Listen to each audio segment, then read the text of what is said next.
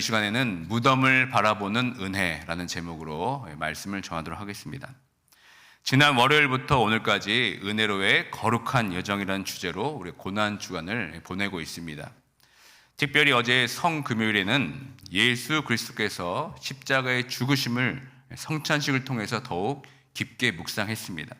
그리고 내일은 예수님께서 사망 권세 이기시고 승리하신 부활을 기념하는 부활 주일입니다. 그리고 오늘은 이 성금요일과 이 부활 주일 사이에 있는 토요일입니다. 여러분들은 이 토요일, 이 고난 주간의 마지막 날을 어떻게 보내는 것이 이 고난 주간을 잘 마무리하면서 의미 있는 시간으로 보낼 수 있겠습니까? 개인적으로 저는 이 고난 주간의 마지막 날이자 부활절 전날인 이 토요일을 어떻게 보내야 할지 깊이 생각하게 됩니다. 지금까지 성금요일과 부활주일 사이에 있는 이 토요일에는 우리 모두가 늘 분주하고 바쁩니다. 토요일은 그리스도의 죽음을 묵상하는 고난주일의 마지막 날임에도 불구하고 그 다음 날인 이 부활절을 준비하느라 온 교회가 시끌벅적합니다. 부활절 식사 준비로 인해 주방은 북적이고 또 예전에는 이 토요일이 부활절 칸타타를 하기 위해서 마지막 리허설이 있는 날이기도 합니다. 아직 부활주일이 오지 않았는데 이미 교회에서는 사셨네 예수 다시 사셨네를 힘차게 외칩니다. 그러니까 고난주간의 이 마지막 날이라는 그 의미는 온데간데 사라지고 벌써 이 토요일에도 부활의 기쁨으로 가득 차 있는 것을 보게 됩니다. 고난주간의 마지막 날인 토요일은 오늘 본문에서 보듯이 예수님께서 장사되어서 돌무덤에 갇혀 계십니다. 그런데 우리는 장사되셔서 돌무덤에 갇혀 계신 예수님을 바라보기보다는 너무 빨리 부활의 기쁨으로 달려가는 것 같습니다. 십자가에 달리신 예수님을 보면서 우리는 슬퍼 울지만 장사되어서 무덤에 갇힌 예수님에 대해서는 우리는 무감각한 것 같습니다. 이 교회 역사를 살펴보면 오늘 우리가 맞는 이 토요일을 지금보다는 훨씬 의미 있게 보내려고 했습니다. 이 교회력을 통하여서 이 토요일을 특별히 성토요일이라고 부르면서 이날에 아주 많은 의미를 부여하는 것을 우리가 볼 수 있습니다. 우리가 지켰던 사순절, 고난주간, 성금요일, 부활절 이것이 다 교회력에 의한 절기입니다. 우리가 사용하는 교회력은 주후 4세기 말에 이르러 완성이 되었습니다. 4세기 이전까지는 이 교회는 그리스도의 순환과 죽음 그리고 부활을 동시에 기념하면서 부활 절기를 지켰습니다. 그런데 4세기 이후부터는 고난주간은 부활절과 분리가 되어서 기념되기 시작했습니다. 시간이 흐르면서 사람들은 예수 그리스도와 관련된 사건이나 장소에서 각각 분리된 예배를 드리는 것이 훨씬 더 의미 있다고 생각했습니다. 그래서 4세기 이후부터 고난주간과 부활절이 분리돼서 지켜지게 된 겁니다. 교회력 중에서 우리가 대표적으로 따르는 절기는 바로 사순절입니다. 사순절이란 속죄일, 애쉬 웬즈데이, 제수요일을 시작해서 주일을 제외한 부활절 전 40일의 기간입니다. 주일을 제외한 40일로 사순절을 기간을 정한 이유는 주일은 주님을 부활을 축하하는 날이기 때문에 그렇습니다. 우리가 이번 주에 보냈던 고난주간은 사순절의 마지막 주간으로서 예수 그리스도의 공생의 가장 절정이 되는 아주 중요한 기간입니다. 교회는 전통적으로 이 고난주간의 전반부에 월, 화, 수 3일과 후반부 3일, 목, 금, 토 이렇게 구별해서 보냈습니다. 특별히 후반부 3일을 부활 성삼일, 이스터 트라이둠이라고 해서 주님이 체포되어 순환당하신 3일을 절기로 보냈습니다. 그래서 부활 성삼일의 첫날이 바로 성목요일입니다. 이 성목요일에는 성찬식과 세족식을 합니다. 그래서 이날을 세족목요일이라고 해서 예수님께서 우리에게 세 계명을 주신 것의 의미를 깨닫고 화해와 용서의 날로 지켰습니다. 특별히 이날은 죄를 짓고 출교당한 사람들이 온 회중 앞에서 자신의 잘못과 죄를 고백하는 그런 일들이 있었습니다. 그리고 회중들이 그것을 받아들이는 날로서 그런 성목요일을 보냅니다. 그리고 어제 우리가 보냈던 성금요일은 예수님의 순환, 십자가의 죽으심을 아주 깊이 묵상하는 날입니다. 이날은 그리스도의 순환의 절정에 이르는 날입니다. 그래서 가급적 금식을 통해서 주님의 고난에 동참하고 하나님의 크신 사랑을 묵상하면서 보냅니다. 그리고 이날을 우리가 어떻게 부릅니까? 굿 프라이데이 이렇게 부릅니다. 그 이유는 예수님의 그 죽음이 역설적으로 십자가의 복음을 전하기 때문에 그렇습니다. 이날은 주님께서 죽으신 슬픈 날이기도 하지만 모든 죄인들에게 구원의 복된 소식이 시작되는 좋은 날이기도 합니다. 그리고 부활 성삼일의 마지막 날, 이 토요일을 우리는 성토요일 이렇게 부릅니다. 교회력에 따르면 바로 오늘이 성토요일입니다. 최근에 교회들은 성토요일의 절기를 특별히 따르고 있지 않습니다. 우리 개신교 중에는 성공회만 여전히 이 절기를 지킵니다. 전통적으로 교회는 이날을 홀리 세러데이, 즉 성토요일이라고 부르고 그리스도의 구속적인 순환과 죽으심을 강조하면서 묵상합니다. 이날은 성금요일과 함께 전통적으로 또 금식을 하는 날입니다. 그리고 전교인들은 이 금식에 동참합니다. 특별히 이날은 세상에서의 삶을 떠나서 조용히 주님의 순환과 죽으심을 묵상하는 영적인 수련을 쌓았습니다. 또 전통적으로 성토요일에는 부활 주일 전 철야 기도를 가졌습니다. 토요일 황혼역에 시작해서 부활 주일에 끝이 나는 겁니다.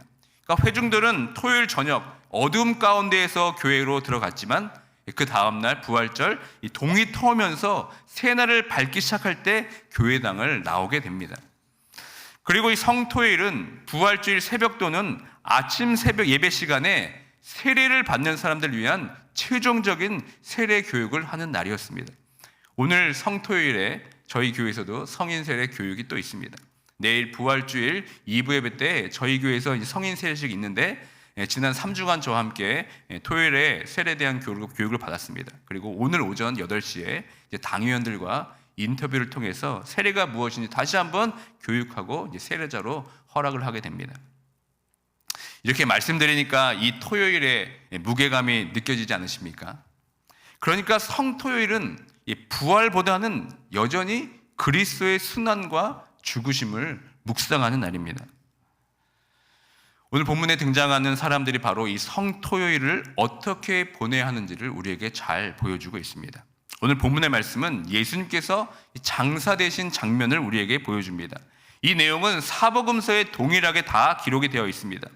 지금 이 무덤 앞에 요셉이라는 사람이 있습니다. 이 요셉은 마태 마가복음에서는 아리마대의 부자 요셉 이렇게 부르고 누가복음에서는 공회의원 이렇게 부릅니다. 그리고 마태복음과 요한복음에서는 그를 예수님의 제자라고 합니다. 또 오늘 본문에 누가 또 등장하고 있습니까? 마리아라 불리는 두 여인이 등장합니다. 그러니까 예수님께서 장사되기 전까지는 모든 것이 다 시끌벅적했습니다. 예수님께서 나귀를 타고 예루살렘에 입성할 때만 해도 예수님을 메시아라고 부르면서 사람들이 환호성을 질렀습니다. 그러나 그들은 언제 그랬냐는 듯이 이제는 예수님 대신 바라바를 놓아달라고 외칩니다. 그리고 제자들도 이 예수님의 죽음 앞에서 누가 더 크냐 싸움하기도 하고 베드로는 나는 예수님을 절대 부인하지 않겠다 호언장담하기도 했습니다. 그러나 이 모든 것은 예수님께서 십자가의 죽으심으로 잠잠해졌습니다. 더 이상 갈등도 존재하지 않고 모든 것이 끝이 난 것 같습니다. 이제 그 예수님의 죽음 앞에 예수님을 따르는 제자들도 온데간데 없고 지금 무덤 앞에 요셉과 두 여인만 남아있을 뿐입니다. 이 요셉은 빌라도에 가가지고 예수님의 시신을 가져다가 세마포에 싸서 돌무덤에 예수님을 옮깁니다. 그리고 여인들은 예수님의 시신을 위해서 향품과 향유를 준비했습니다. 특별히 오늘 본문의 마지막 절을 보면 아무도 찾지 않고 돌아보지 않는 이 무덤 앞에 두 여인이 서 있습니다. 오늘 본문 마지막 절인 61절을 다시 한번 함께 읽어보도록 하겠습니다. 거기 막달라 마리아와 다른 마리아가 무덤을 향하여 앉았더라. 이 동일한 본문을 기록하고 있는 마가복음은 이 장면을 이렇게 말하고 있습니다. 마가복음 15장 40절의 말씀입니다. 막달라 마리아와 요셉의 어머니 마리아가 예수 둔 것을 보더라. 그러니까 아무도 주목하지 않는 예수님이 장사된 무덤 앞에 이 두 여인들은 그저 묵묵히 그곳을 향하여 있고 또 바라보고 있습니다. 이 여인들은 어떤 마음으로 예수님의 무덤 앞에 앉아 있겠습니까? 먼저는 그들 마음 가운데 공허함이 찾아왔을 것입니다. 무슨 말을 해야 될지도 모르기에 그저 무덤을 덤덤하게 바라볼 수밖에 없었습니다. 가장 높은 하늘 보좌에서 앉아있던 예수님께서 가장 낮고 낮은 이 땅에 오신 것도 모자라서 이제는 땅 밑에 죽어서 장사되었다는 사실에 아마 기가 막혀 있을지도 모를 것입니다. 이제는 빛조차 들어오지 않는 깜깜한 돌 무덤에 갇혀있는 예수님을 보고 절망에 빠져서 망연자실하고 있을지도 모르겠습니다. 사실 우리는 이 구절을 읽을 때 별 감흥을 느끼지 못하는 것 같습니다. 왜냐하면 우리는 이미 결론을 알기 때문에 그렇습니다. 예수님의 삶이 이 토요일 이 무덤으로 끝나지 않는 것을 우리는 이미 다 알고 있습니다. 이미 예수님께서 3일 만에 부활할 것이라는 것을 알고 있기 때문에 사실 이 토요일이 예수님의 그 죽음보다는 그 무덤 앞보다는 부활하실 예수님에 대한 기대감이 더 높습니다. 그러다 보니 이 부활절 앞에 있는 이 토요일은 고난주간의 마지막 날이 아니라 그저 크리스마스 이브처럼 생각하는 것 같습니다. 그런데 여러분, 고난주간은 성금요일로 끝나는 것이 아닙니다. 바로 토요일까지입니다. 그러나 우리들은 이 토요일을 무시한 채 고난주간을 그냥 성금요일로 끝을 내려고 합니다. 그저 십자가에 달려진 예수님의 죽음으로 고난주간을 끝내려고 합니다. 그러나 오늘 성경의 이 여인들은 여전히 장사되어서 돌무덤에 계신 예수님을 바라보고 있습니다. 예수님의 죽음 뒤에 모두가 숨지고 있는 이때 이들은 예수님의 무덤을 잠잠히 바라보고 있습니다. 우리는 이 모습을 주목할 필요가 있습니다. 우리는 예수님의 고난을 묵상할 때 십자가에 달리신 예수님만을 묵상하는 것 같습니다. 예수님께 달리신 그 십자가, 머리에 쓰신 가시관, 창에 찔린 옆구리를 보면서 우리는 눈물을 흘립니다. 그러나 장사되어서 돌무덤에 갇혀있는 그 예수님에 대해서는 여러분 어떻습니까? 우리는 그 사실에 대해서 무감각합니다. 아무도 관심을 가져주지 않고 빛도 없고 차가운 냉기가 가득한 그 돌무덤에 갇힌 예수님을 우리는 너무나 외롭게 하는 것 같습니다. 그런데 이 고난주간 마지막 날, 이 토요일에 예수님의 그 장사되심을 깊게 묵상하게 되면 우리는 많은 영적인 유익을 얻게 됩니다. 우리 삶을 보면 우리 삶도 예수님의 무덤처럼 아무도 관심 가져주지 않고 또 빛도 들어오지 않는 깜깜한 돌무덤 같은 상황 가운데 놓일 때가 있습니다. 그 돌무덤 같은 상황에서 빠져나가려고 해도 시체를 감싼 이 세마포가 마치 나를 감싼 것처럼 나를 올감해서 꼼짝달싹 못하게 할 때도 있습니다. 그 어떤 소망이 보이지 않을 때도 있습니다. 아무리 기도해도 아무 일이 일어나지 않고 무엇을 해야 될지 모를 때가 있습니다. 그런데 이 장사 대신 이 돌무덤에 갇힌 예수님을 깊게 묵상하면 이런 영적인 통찰력을 갖게 됩니다. 예수님도 우리 인생처럼 이미 깜깜한 돌무덤을 경험한 것을 우리는 발견하게 됩니다. 우리가 겪었던 모든 고통을 이미 경험하셨고 또 죽음까지 이르셨던 그 예수 그리스도를 우리는 발견하게 됩니다. 그런데 그 예수님의 죽음은 돌무덤으로 끝나지 않는다는 사실입니다. 예수님은 다시 부활하셨습니다. 그러니까 예수님의 부활이 바로 자신이 다시 살아났다는 것으로 끝난 것이 아니라 그 예수님의 부활은 우리가 예수 그리스도를 믿음으로 인해서 죄로 인한 사망에서 생명으로 다시 부활할 것이라는 것을 미리 보여준 예표이며 우리에게 향한 소망의 약속입니다. 그러니까 예수님의 부활이 곧 나의 부활입니다. 예수님께서 죽음에서 부활하셨기 때문에 나도 죽음에서 자유를 얻고 부활한다는 것을 믿는 것이 바로 부활의 신앙이며 부활의 소망입니다. 이 믿음을 통해서 우리는 모든 절망을 소망으로 바꿀 수가 있습니다. 그 소망으로 말미암아 죽음과 새 생명 사이에 암울한 시간에 빠져서 허우적대는 시간들 속에 우리가 갇혀 있을 때 우리는 예수 그리스도의 그 부활을 믿음으로 가지고 우리는 승리할 수 있게 되는 겁니다. 오히려 그 절망의 시간을 통해서 예수님을 더 붙잡고 예수님의 부활을 소망을 믿음으로 말미암아서 결국 그 시간을 통해 우리는 생명을 낳는 변화의 시간을 갖게 됩니다.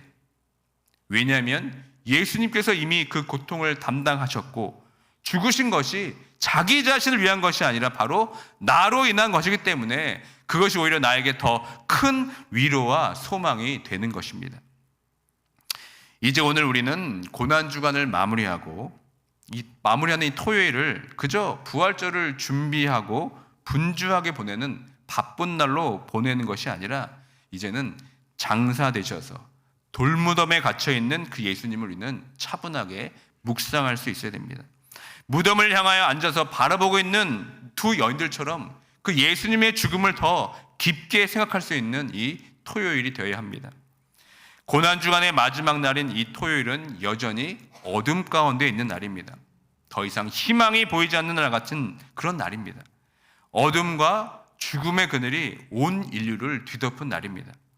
십자가에 달려 죽으신 예수님만 바라보고 예수님의 부활로 달려가기보다는 우리를 위하여서 하늘 보자 버리시고 낮고 낮은 이 땅보다 더 낮은 땅 밑 무덤에 장사되신 그 예수님을 더 깊게 바라보는 오늘 하루가 되어야 될 줄 믿습니다. 이 토요일 장사되신 그 예수님의 무덤을 바라봄을 통하여서 때로 우리가 인생의 깜깜함 속에 갇혀서 신음하고 있을 때 나도 너처럼 빛도 들어오지 않는 그 깜깜한 돌무덤 속에 내가 갇혀 있었다. 그러나 모든 죽음의 공포에서 승리하고 다시 살아났다라는 그 예수님의 음성을 듣고 참된 위로를 경험하는 모두가 되길 주님의 이름으로 축원드립니다. 예수님의 죽음을 십자가의 죽음으로만 생각할 것이 아니라 장사되어서 돌무덤에 갇혀있는 예수님을 우리는 묵상할 수 있어야 됩니다. 십자가의 죽음만 묵상한다면 고난주간은 성금요일로 끝나도 충분합니다.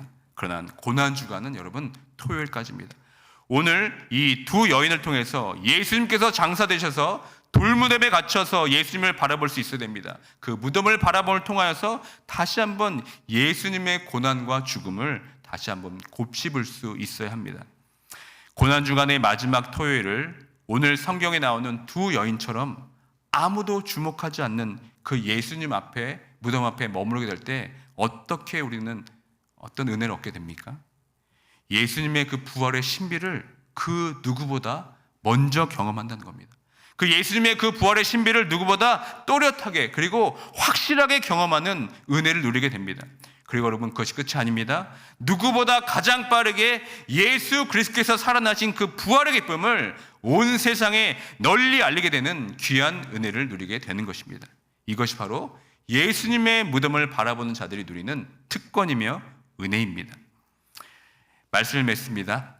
부활절을 앞둔 이 토요일, 이 하루 여러분 부활절로 빨리 달려가지 마시고 예수님의 무덤 앞에서 더 잠잠히 머무르시길 바랍니다.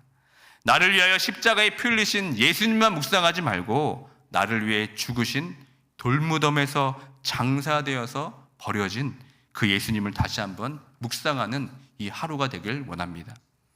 그래서 다시 한번 나를 위해 십자가에 못 박히고 또 장사되어 무덤에 갇히신 그 예수 그리스도의 사랑에 묵묵히 잠기는 오늘 하루가 되길 주님의 이름으로 축원드립니다.